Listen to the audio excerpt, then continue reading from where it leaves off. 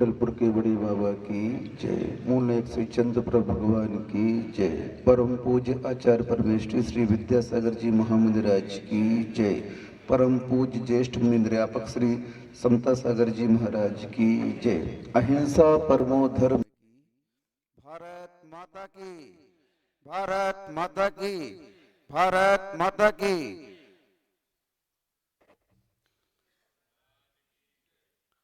अभी आप लोग 5 गुणों के बारे में सुन रहे थे।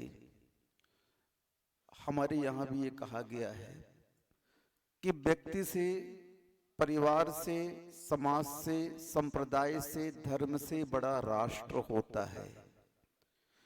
और उस राष्ट्र की रक्षा के लिए अगर हमें सब कुछ छोड़ना पड़े, सभी का बलिदान देना पड़े, तो हम उसके लिए हमेशा तत्पर रहते हैं। राष्ट्र सर्वोपरि कहा गया है और उस राष्ट्र की रक्षा करना प्रत्येक नागरिक का कर्तव्य होता है। कोई भी राष्ट्र हो, वहां पर विभिन्न संप्रदाय के लोग रहते हैं। सबके अपने अपने धर्म हुआ करते हैं, सबकी अपनी अपनी मान्यताएं हुआ करती हैं। राष्ट्र उन सभी धर्मों का आश्रयदाता कहलाता है और उस राष्ट्र के लिए सभी धर्मों का कर्तव्य होता है कि हमारा राष्ट्र विश्व में एक ऐसी छवि के रूप में आए कि हमारे राष्ट्र को पूरा विश्व नमस्कार करे। और हमारा भारत विश्व गुरु बनेगा, इसमें कोई दो मत नहीं है। पूरे विश्व में अगर कोई राष्ट्र विश्व गुरु बनेगा तो वह हमारा भारत बनेगा। लेकिन उस भारत को आज बाहर से खतरा कम है और अंदर से खतरा ज्यादा है। और उस अंदर के खतरे से निपटने के लिए हमें कुछ कार्य करने होंगे। संगठन तो बन गया, लेकिन संगठन के माध्यम से हमें ऐसे कार्य करने हैं जो हमारे राष्ट्र को अंदर से मजबूत करे। आज भारत जब स्वतंत्र हुआ था, उस समय भारत की स्थिति कुछ और थी। हमारे बहुत सारे भूभाग को चाइना ने हड़प लिया, पाकिस्तान ने हड़प लिया। लेकिन आज भारत इतना सशक्त है कि हमारी राष्ट्र की सीमाओं पर कोई आंख उठा करके देख नहीं सकता। हमारे वीर जवान उस राष्ट्र की रक्षा के लिए तन मन धन से समर्पित हैं। अपनी प्राणों की बलि भी वो देने के लिए तैयार रहते हैं और देते भी हैं। लेकिन अंदर से हमें सुरक्षित करना है उस राष्ट्र को। तो अंदर से राष्ट्र सुरक्षित कब होगा? जब हमारी आवाम, हमारी जनता, हमारी समाज जागृत होगी। आज जो आंतरिक माहौल राष्ट्र का चल रहा है, इसमें सबसे ज्यादा गड़बड़ी चल रही है और इसी के लिए हमें काम करना है। सबसे पहले हमें अपनी समाज को जागृत करना है, क्योंकि राष्ट्र की समृद्धि के लिए समाज की समृद्धि होना आवश्यक है, व्यक्ति की समृद्धि होना आवश्यक है। अभी जैसा कहा कि हमारे बीच में बच्चे गरीब हैं, हम किसी की सहायता करना पसंद नहीं करते हैं। हमारा लक्ष्य है कि उस व्यक्ति को हम इतना मजबूत बना दें कि उसको किसी की सहायता लेनी ना पड़े। ये हमारा दायित्व होना चाहिए। हम कब तक सहायता करेंगे किसी की? नहीं, बल्कि हमें उतना सशक्त बनाना है उस नागरिक को अपने, कि वह अपना कार्य, अपना व्यापार, अपना परिवार स्वयं पाल सके। और उसके लिए संघ को चाहिए, क्योंकि हम लोग की सीमित दायरे होते हैं, हम लोग बहुत सीमित दायरे में रहते हैं और मात्र वचनों के माध्यम से हम आपको निर्देश दे सकते हैं। हमारे यहाँ गरीबी इतनी नहीं है जितनी गरीबी हम बना चुके हैं। गरीबी क्यों बन रही है? क्योंकि प्रत्येक व्यक्ति को व्यसन लग गए हैं, शराब, सिगरेट, गुटखा। आज एक मजदूर है, उसके परिवार में 5 लोग हैं, 5 व्यक्ति कमाते हैं और एक मजदूर की दिन भर की आमदनी कम से कम 300 रुपए की होती है। एक परिवार में 4-5 मजदूर काम कर रहे हैं, 1500 रुपए की आय, 1000 रुपए की आय प्रतिदिन उसके यहाँ हो रही है, लेकिन फिर भी अपने व्यसनों के कारण वह मजदूर गरीब बना हुआ है।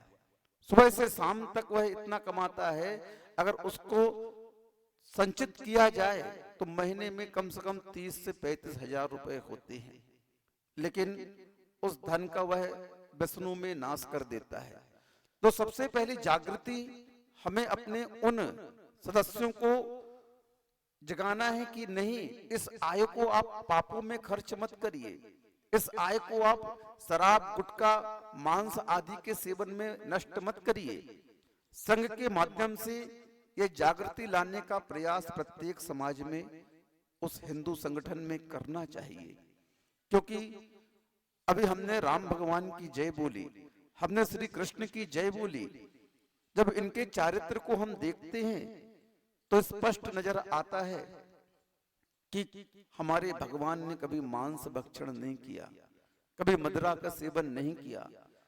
श्री कृष्ण के राज्य में गोकुल हुआ करते थे, दूध की नदियां बहती थी।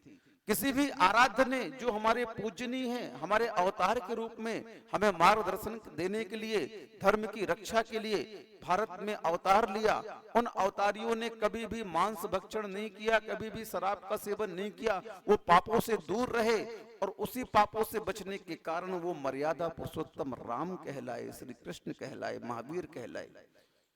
क्योंकि व्यक्तित्व का जागरण हमें स्वयं करना है। हर व्यक्ति के अंदर एक शक्ति छुपी हुई है, और उस शक्ति का उद्घाटन कब होगा, जब उस शक्ति को हम पापों से बचाएंगे, व्यसनों से बचाएंगे, तो एक अलग उसका स्वरूप सामने उभर करके आएगा। आज ये जागृति हमारे समाज में बहुत कम है। जो मजदूर वर्ग है, उन मजदूर वर्गों की उस आय को हमें संचित करने का, उसे जोड़ने का उपदेश देना चाहिए। अगर वह मजदूर वर्ग ईमानदारी से काम करता हुआ उस आय को अपने शरीर में अच्छे भोजन के रूप में देता हुआ खर्च करता है, तो वह मजदूर भी अगर चाहे तो साल में 1-2 लाख रुपए बचा सकता है, इतनी उसकी आमदनी होती है। लेकिन वह आमदनी शराब, गुटखा, तंबाकू, सिगरेट, सट्टा, मांस आदि में व्यय कर देता है, और उसकी स्थिति जैसी है वैसी बनी रहती है। वह जीवन भर मजदूर रहता है। अगर वह इस संकल्प के साथ काम करे तो वह एक देश का अच्छा नागरिक और अच्छा व्यापारी बन सकता है। दूसरी बात, उस राष्ट्र के विकास की मैं ये कहना चाहता हूं कि आज हमारे राष्ट्र में मॉल संस्कृति और ऑनलाइन हर सामान का वितरण होने लगा है, और सब लोग उस ऑनलाइन वितरण से सामान मंगाते हैं, और मॉलों में जाकर के आप उस मॉल से सामान खरीदते हैं। ये सबको बंद करना चाहिए। ये हमारे राष्ट्र के लिए एक बहुत ज्वलंत समस्या है आगे भविष्य के लिए। आप लोगों को लगता है कि हमें इसमें बहुत सस्ता सामान मिल रहा है मॉल से, लेकिन इस मॉल में क्या है ये आप जान नहीं रहे हैं। इसका आगे का भविष्य क्या है आपको दिख नहीं रहा है। पूरे उस संपदा का केंद्रीकरण हो जाएगा। ये बड़े बड़े मॉल जो बड़े बड़े आदमी खोल रहे हैं, बड़ी बड़ी कंपनियां भारत से आकर के यहाँ पर अपना जाल फैला रही हैं, इससे खुदरा व्यापारी नष्ट हो जाएगा। सुन रहे हैं? जो आम व्यापारी बेचारा छोटे धन के रूप में, छोटी सी दुकान के रूप में वह दुकान खोला हुआ है, वो कहां जाएगा? आज मॉल में कंडा से लेकर, सब्जी से लेकर, किराना से लेकर, सोना चांदी, कपड़ा, हर पदार्थ एक जगह मिल रहा, हर वस्तु एक जगह मिल रही है, और आप इसे सुविधा समझ रहे हैं। ये सुविधा नहीं है, ये भारत के विनाश का प्रयास है। इसमें हमारा आम आदमी, हमारा छोटा छोटा व्यापारी असहाय हो जाएगा। आज भले उसको 2 पैसे मिल रहा है तो परिवार चल रहा है, और आपने उस मॉल से खरीदना शुरू कर दिया तो वो कहां जाएगा? और उसका परिणाम आगे जाकर के अराजकता के रूप में आएगा। वे चोरी करेंगे, डाका डालेंगे, हिंसा करेंगे, पाप करेंगे। क्यों? उनके पास अभाव है, और वो अभाव किसने जागृत किया? आप लोगों ने। उस संस्कृति को आप बढ़ावा मत दें। ये संगठन के एक उद्देश्य के अंतर्गत आना चाहिए। हमारे प्रत्येक भाई को रोजगार मिलना चाहिए। आज सरकार की नीतियां अच्छी नहीं चल रही हैं, हर चीज फ्री वितरण चल रहा है। ये हमारे देश के विकास में सबसे बड़ा अवरोधक है। उस धान्य को फ्री देकर के हम अपने राष्ट्र के नागरिक को अकर्मण्य बना रहे हैं, निष्क्रिय बना रहे हैं। उसे खाने को मिल गया, बस शराब के लिए कमाता है और फिर सो जाता है। आज बाजार में मजदूर नहीं मिल रहे। ये सब हमारे राष्ट्र की विकास में सबसे बड़े गति अवरोधक हैं। और तीसरा पॉइंट, उस गौ माता की रक्षा के लिए हमें करना चाहिए। गौ माता में हमारे 33.5 करोड़ देवी देवताओं का वास होता है, ऐसा वेदों में हमने सुना है। लेकिन हमें बहुत शर्म आती है इस बात को कहने में कि हम हिंदू राष्ट्र में भारत माता की जय बोलते हुए, भगवान श्री राम श्री कृष्ण की जय बोलते हुए, भगवान महावीर की जय बोलते हुए उन नारों का प्रयोग करते हैं। गौ माता की जय बोलते हुए हम रोड में नारा लगाते हैं। लेकिन आज हमारे भारत की यह दुर्दशा है कि जब भारत परतंत्र था तो परतंत्र भारत में मात्र 250 कत्लखाने थे, और यह हिंदू राष्ट्र हमारा भारत जब स्वतंत्र हो गया और आज इतना विकास की ओर बढ़ रहा है, आज 4000 कत्लखाने हमारे भारत में है। कितने कत्लखाने हैं? 4000, और वो भी आधुनिक कत्लखाने जिसमें लाखों पशुओं को एक साथ काट दिया जाता है। बताइए भारत की संस्कृति क्या थी, भारत की सभ्यता क्या थी, और आज भारत की सभ्यता क्या है। यहां से वस्तुओं का निर्यात किया जाता था और वहां से धन आता था, और आज भारत मांस का निर्यात कर रहा है और विदेशी मुद्रा मंगा रहा है। ये सबसे बड़ा कलंक भारत के ऊपर लगा हुआ है। इस कलंक को हमें धोना है। हम कत्लखानों को बंद नहीं कर सकते। बहुत सारी राजनीतियां हैं, बहुत सारा प्रेशर उनके पास में रहता है, लेकिन पूरा हिंदू संगठन अगर एक नियम ले ले कि हम गौ मांस से निर्मित चमड़े की वस्तु का प्रयोग नहीं करेंगे, आधे कत्लखाने उस दिन बंद हो जाएंगे। जिस दिन हिंदू संगठन ने ये निर्णय ले लिया, जिस दिन हिंदू जनता ने ये निर्णय ले लिया कि हम चमड़े के जूते नहीं पहनेंगे, हम चमड़े की बेल्ट नहीं पहनेंगे। आपके जो मोहन जी भागवत हैं, सन 2007 में गुरुदेव के पास रामटेक आए। गुरुदेव का चतुर्मास रामटेक में चल रहा था, नागपुर के पास में। वो आए गुरुदेव के दर्शन करने के लिए। गुरुदेव ने समय दिया, उन्हें चर्चाएं हुई उनकी, और चर्चा होने के बाद में आचार्य महाराज ने यही कहा कि हम संघ के समर्थन में हैं और हम चाहते हैं हमारा राष्ट्र विश्व गुरु बने, लेकिन उसके लिए इन गौ माता की रक्षा आवश्यक है। और इसके लिए संघ को चाहिए कि जो बेल्ट, चमड़े के और जूते हैं, इनको संघ की ड्रेस से अलग करना चाहिए। उन्होंने तुरंत गुरुजी की बात मानी और बोला, गुरुजी आज से हमारे संघ का बेल्ट और जूता चमड़े का नहीं रहेगा। बहुत अच्छा है। ऐसे ही प्रत्येक हिंदू जागृत होकर के संकल्प ले ले कि हम उस मांस से निर्मित वस्तुओं का प्रयोग अपने दैनंदिन जीवन में नहीं करेंगे। ये कत्ल खाने अपने आप बंद हो जाएंगे, क्योंकि आज पूरे विश्व की जितनी जनता है, उस जनता का मात्र 60% दूध का उत्पादन हो रहा है। 40% क्या खा रहे हो आप देख लो। और जिस गति से गौ माता की आज हत्या हो रही है, और इसी क्रम से अगर हत्या होती रही तो आज से 25 साल बाद आप लोगों को दूध देखने नहीं मिलेगा, घी देखने नहीं मिलेगा, मावा देखने नहीं मिलेगा। सब कृत्रिम वस्तुएं आएंगी।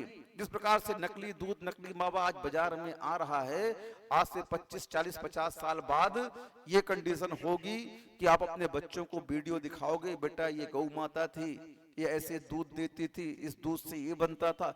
ये कंडीशन बनने में देर नहीं लगेगी, याद रखना आप लोग। हमें जागरण इस दिशा में करवाना चाहिए। हमारा राष्ट्र विकास को कब प्राप्त होगा? जब हमारा प्रत्येक आवाम पापों को छोड़ देगा, व्यसनों को छोड़ देगा और उस धन को संचय करके एक लघु कुटीर उद्योग स्वयं का चालू करेगा। हमारे गुरुदेव ने प्रत्येक गांव में हथकरघे की इकाई खुलवाई। प्रत्येक हिंदुओं को, उन माताओं को जो घर में रह करके उस हथकरघे को चलाती हैं और 400-500 रुपए प्रतिदिन कमा सकती हैं, ऐसी सैकड़ों इकाई हमारे गुरुदेव ने उस हथकरघे की लगवाई है। कुंडलपुर क्षेत्र में, मंडला जिला में, डिंडोरी जिला में, जबलपुर में, बॉम्बे में, सब जगह कम से कम 20 जगह ये इकाई लगवाई है।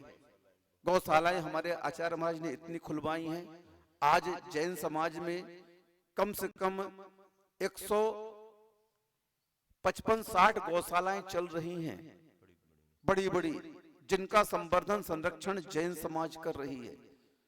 लेकिन हमारे गुरुदेव एक दिन कह रहे थे, मैं इन गौशालाओं को खुला करके संतुष्ट नहीं हूं, क्योंकि इन गौशालाओं के माध्यम से मैं मात्र 5-10 लाख गायों की रक्षा कर पाता हूं। मेरा तो यह भाव है कि मेरी गौ माता यहां से कटने ही नहीं जाए। जिंदगी भर उसने आपको दूध दिया, घी दिया, सब कुछ दिया, बच्चों को पाला, परिवार को पाला, और मेरा ये भाव है प्रत्येक हिंदू उस माँ का पालन उस बुढ़ापे तक करे। हमें चाहिए घर घर में गाय पलनी चाहिए, घर घर में उसका संरक्षण होना चाहिए। हम मात्र इन पर्व के दिनों में उनकी पूजा कर लेते हैं और उनके लिए आवारा छोड़ देते हैं। वे बेचारी भूखों मरती हैं, पन्नियां खाती हैं, एक्सीडेंट से मर जाती हैं। ये बड़ा कलंक है हमारे उस संप्रदाय के लिए, हमारे जीवन के लिए। हम उसकी रक्षा नहीं कर पा रहे हैं तो हमारा जीवन कोई काम का नहीं। इसलिए ये जो देश मिला, हमें जो मानव पर्याय मिली, इस पर्याय का लक्ष्य होना चाहिए कुछ न कुछ। मात्र खाना पीना कमाना इस जीवन का लक्ष्य नहीं होना चाहिए। ये तो सामान्य व्यक्ति भी करता है, कीड़े मकोड़े भी खाते हैं, सबका पेट है, सबका मुंह है, सबके लिए भोजन मिलता है। लेकिन मानव एक ऐसी कृति है, प्रकृति की, कर्म की, भगवान की, उस प्रकृति का महत्व बहुत बड़ा होता है। अपने महात्मा को समझिए। अगर संगठित होकर के ये काम होता है तो एक ऐसा रिजल्ट आएगा, एक ऐसा परिणाम आएगा, उस परिणाम से राष्ट्र भी विकास को प्राप्त करेगा।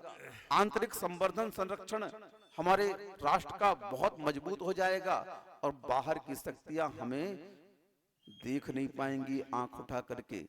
लेकिन इसके लिए संघ में ये सब काम और जोड़ना चाहिए। हमें अपने नागरिकों के लिए पाप से मुक्ति, व्यसनों से मुक्ति कराना चाहिए, उनके लिए रोजगार उपलब्ध कराना चाहिए।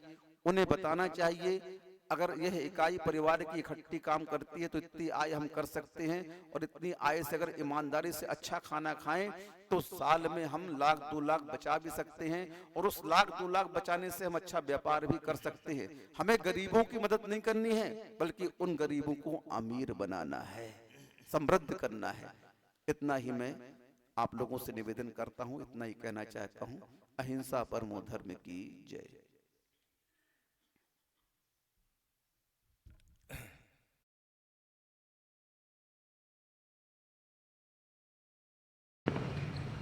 कुंडलपुर के बड़े बाबा की जय।